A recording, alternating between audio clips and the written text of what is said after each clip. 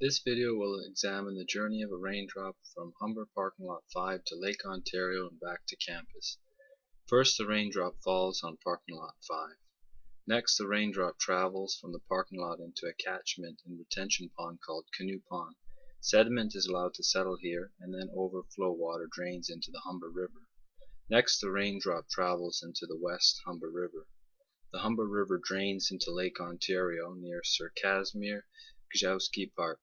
The City of Toronto draws raw water from Lake Ontario through one of 7 intake pipes into one of 4 filtration plants which produce drinking water that meets or exceeds all standards set for drinking water by provincial and federal environmental ministries. The 4 filtration plants are the F.J. Horgan Water Treatment Plant, Island Water Treatment Plant, R.C. Harris Water Treatment Plant, and the R.L. Clark Water Treatment Plant. Our raindrop would most likely be drawn in by the R.L. Clark or Island Water Treatment facilities, as they are located closer to the point where the raindrop enters Lake Ontario. The following explains the drinking water treatment process. Raw water is drawn in through an intake pipe located 1,600 meters from the shore in 18-meter deep water, which travels through a concrete tunnel 30 meters below the lake bottom. 3 1.5 by 8.5 meter high screens filter large debris out of raw water. The water is then transported up to a mixing compartment by 6 large pumps where gravity will draw it through the rest of the treatment process. Water is pre-chlorinated to kill microorganisms, and alum is mechanically mixed into the water, which helps bond smaller particles together to form larger ones called floc. A settling tank is used to remove the floc. The cleaner water then travels through carbon, sand, and gravel filtration layers to remove smaller floc, silt, algae, and bacteria. The water travels into storage containers where chlorine is added to kill remaining bacteria. Ammonia is added to drinking water to stabilize chlorine during the distribution process. Next, the water is tested to ensure that it is safe to drink, and finally the water is pumped to its end use.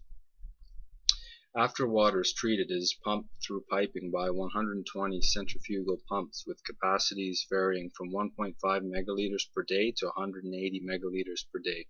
These pumps are located within 18 pumping stations and 6 operating zones. Centrifugal pumps are used to raise water pressure and to push the water from the lake level to various operating zones.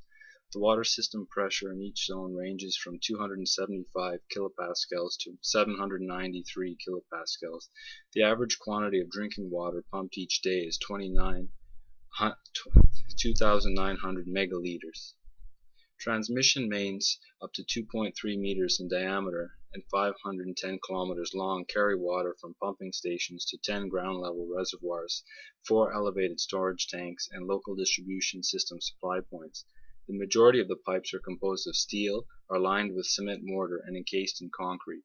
Ground-level reservoirs and elevated tanks provide added capacity to satisfy periods of peak demand and also permit filtration plants to remain running at normal capacity when demand is low.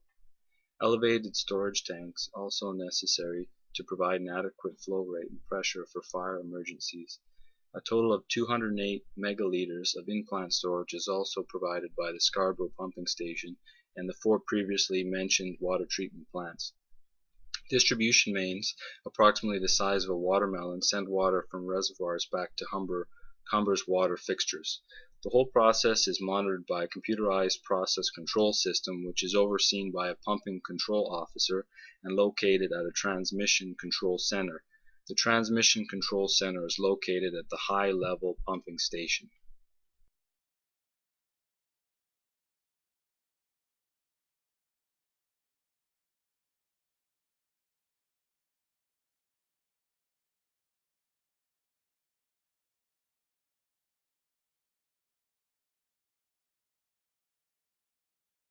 Created using Powtoon.